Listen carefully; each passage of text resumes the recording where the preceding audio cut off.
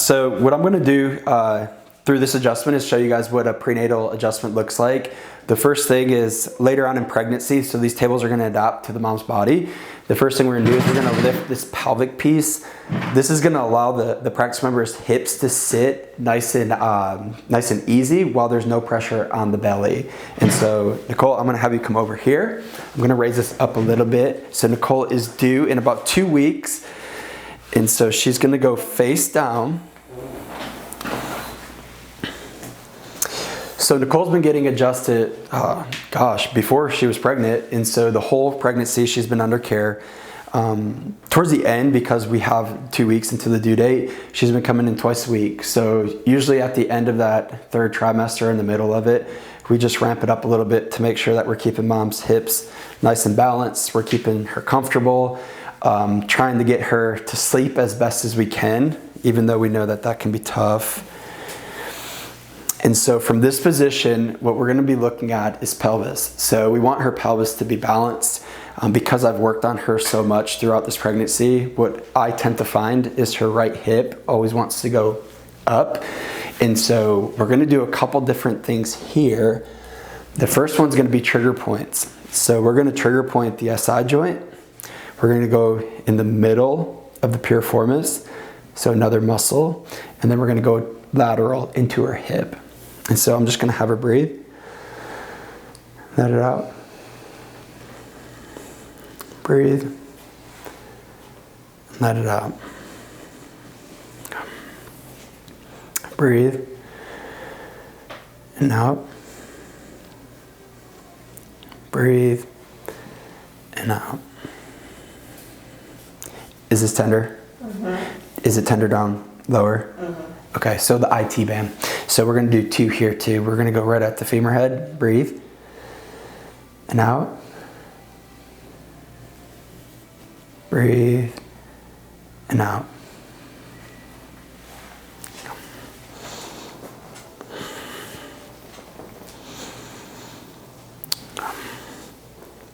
So during the end stages of pregnancy as well, what we commonly see is really tight muscles of the spine, the erectors.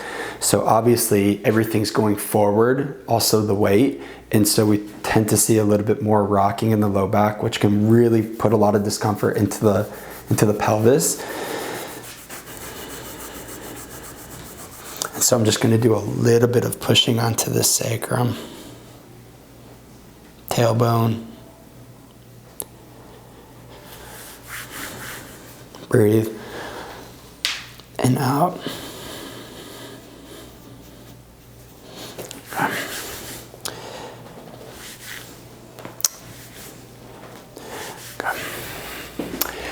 With the Webster technique, a lot of it is focused on the pelvis. Also, when we flip her over, you're going to see we're going to work some round ligaments. So the Webster training is big for prenatal, so it allows us to have different reads, because sometimes people come in and they don't have x-rays, so we can't x-ray a pregnant mom. So what we do is we rely on that technique and more so the reads that we're looking for. Good. I'm gonna grab the arthrostim. The next thing I'm gonna do is just loosen up her pelvis.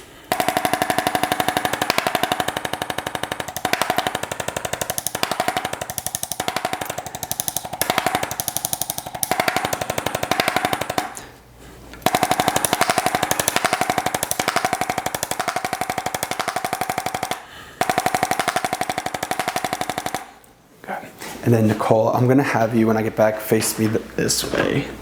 So when we put her on her side, what we're gonna do is lower the table. So you're gonna turn. And so because I've been, again, adjusting her, I know what's going on. I'm gonna adjust her left hip. My hand's going to the left side, her left side is down, and you're gonna feel me around. Good, go the other side. Same thing, I'm gonna cross. I'm actually gonna contact the right side on this. So the right side is the one that's always higher. We're gonna push down, so right. Good, go face up. Not unusual to not get much mobility into the prenatal adjustment. When I put her right side down and I adjusted, it moved really good. The left side didn't really need much. work. So the round ligament, a good point for us is to find the belly button and go 45 degrees down on each side. What we feel for on this is tone. I know earlier this week, Nicole, tender? Mm-hmm. Good, and we're gonna sit on the spot for just about 10-15 seconds. Breathe. And out. Breathe. And out. Sometimes we'll feel the baby kick. In this case, sometimes he'll get moving a lot. Okay. Turn your head to the right, and then turn your head left. So, going back to more so knowing this practice member, I know headaches are a big concern for her, stemming from the mid-back. So what I'm going to do here is I'm going to do a lift on the right side, which I just did again earlier this week. But we're going to check a couple points. Is this tender? Mm-hmm. And that's consistently.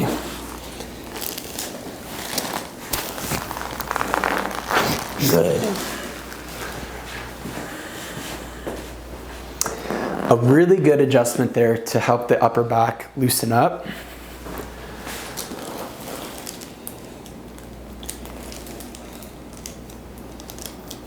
And then here again, it's more of a push. Good.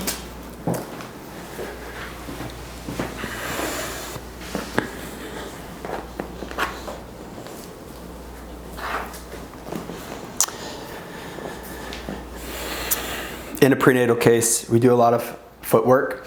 And so some ladies will have the swelling around their ankle. What we want to do is help with foot mobility. There's a lot of reflexes that go through our feet as well. So here we're just going to adjust into the ankle talus. Good. Good. Get those moving. Always nice to help the balance from the bottom up.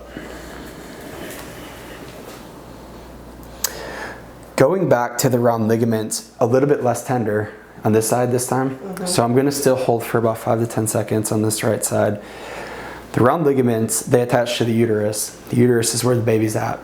So what we've seen in cases is maybe a mom comes in with the concerns of their baby transverse, maybe breech, and they're really looking to get mobility out of the baby to move and go head down.